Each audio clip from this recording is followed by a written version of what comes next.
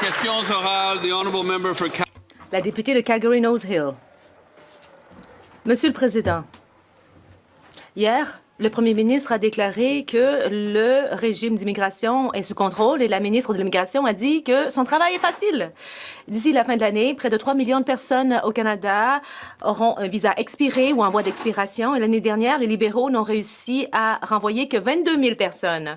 Et les libéraux continuent de délivrer des centaines de milliers de nouveaux permis de travail étrangers en pleine crise d'emploi chez les jeunes. Alors, si c'est si facile comme travail, qu'est-ce que la ministre va faire pour encourager ces 3 millions de personnes à quitter le pays? La ministre de l'Immigration. Merci beaucoup, Monsieur le Président. Mon travail n'est jamais facile. C'est l'un des travaux le plus difficile au sein du gouvernement. C'est parce qu'il y a beaucoup de gens qui s'attendent à ce que nous contrôlions l'immigration et que nous ayons une immigration durable.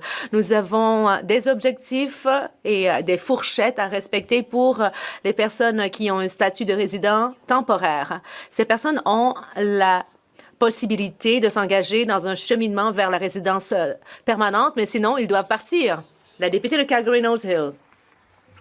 La ministre occupe son poste depuis 1 an maintenant. Et depuis sa nomination, on entend des histoires révoltantes au sujet de non-citoyens condamnés pour des crimes graves et qui ont droit à des peines plus légères et qui évitent la déportation. Alors, on doit faire en sorte que justice soit rendue pour les victimes, mais rien n'est fait. Si le premier ministre veut procéder avec une très grande célérité, telle qu'on n'en a pas vu depuis des générations, alors pourquoi ne pas se débarrasser de cette ministre maintenant?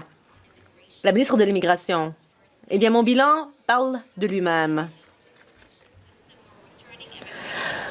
Nous allons retrouver des niveaux durables en matière d'immigration. Les réfugiés, c'est à la baisse d'1 tiers. Les étudiants étrangers aussi, une baisse d'1 tiers. Et les travailleurs étrangers temporaires, une réduction de moitié. Nous attirons des talents de partout au monde et à compter de juillet 2025, la population du Canada s'est décrue légèrement et nous atteignons nos cibles. La députée de Calgary-Nose Hill.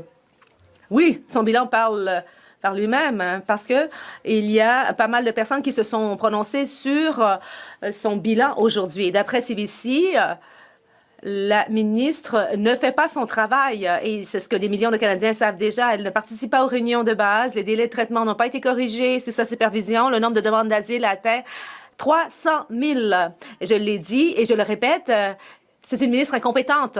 Si le caucus libéral estime qu'elle ne devrait même pas occuper son poste, alors pourquoi est-ce que le premier ministre continue de la défendre? La ministre.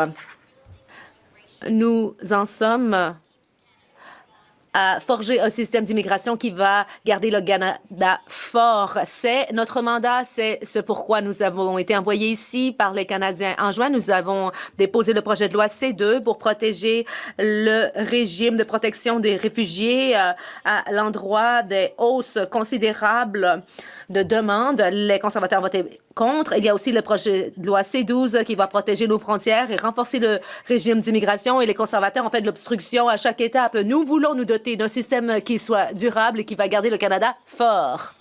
La députée de Calgary-Nose Hill.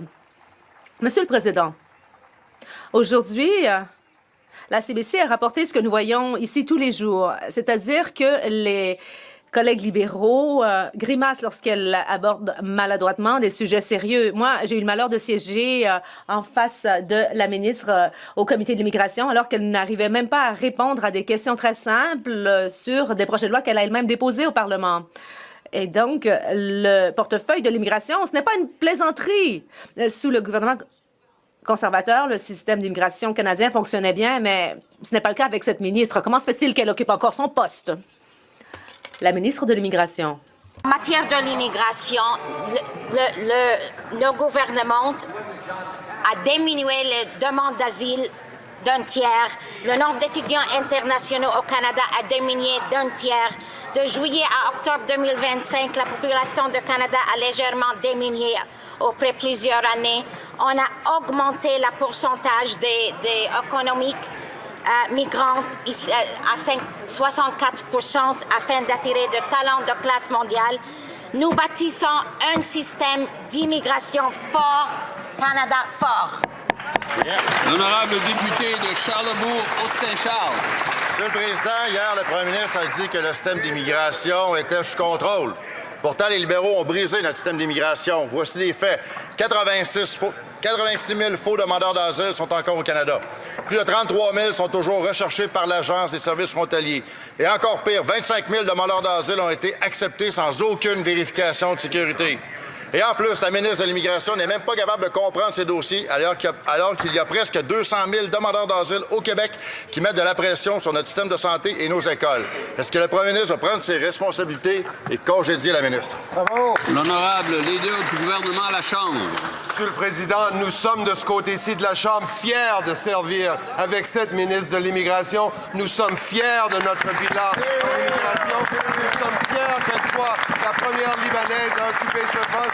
Elle a une feuille de route en service public comme ministre et député en Nouvelle-Écosse et comme ministre ici même. Et Monsieur le Président, les résultats parlent d'eux-mêmes. Les demandes d'asile ont diminué d'1 tiers. Le nombre d'étudiants internationaux a diminué d'1 tiers. Et de juillet à octobre, la population du Canada a diminué, Monsieur le Président. Cette ministre fait sa job, Monsieur le Président. Honorable député de Charlebourg, Haute-Saint-Charles. Monsieur le Président, la question n'est pas personnelle, la question est professionnelle. Voilà. Il est clair que cette ministre-là ne comprend pas son dossier. Il y a 10 de ses collègues qui ont dit à Radio-Canada, oui, Monsieur le Président, Radio-Canada, que la ministre ne connaissait pas ses dossiers, qu'elle était incompétente. Nous, ce qu'on a besoin, c'est d'avoir une ministre ou un ministre qui est capable de comprendre ce qui se passe au Canada pour gérer l'immigration. Est-ce que le premier ministre va mettre ses culottes et la mettre dehors? Bravo! L'honorable leader du gouvernement à la Chambre. Monsieur le Président, les personnes qui ne peuvent pas répondre à des questions en immigration, c'est les gens du côté conservateur qui n'ont aucune politique en immigration, qui choisissent, après une mûre réflexion d'une semaine, de revenir ici en Chambre et frapper ceux des plus vulnérables, les réfugiés, les demandeurs d'asile, leur retirer, imaginez, un enfant blessé de la guerre en Ukraine, arrivé au Canada, ils veulent retirer des soins de santé à cet enfant-là. C'est les conservateurs qui n'ont aucune politique en matière d'immigration. On est fiers de notre ministre, on est fiers de notre bilan qui se lève et qui s'assume, Monsieur le Président.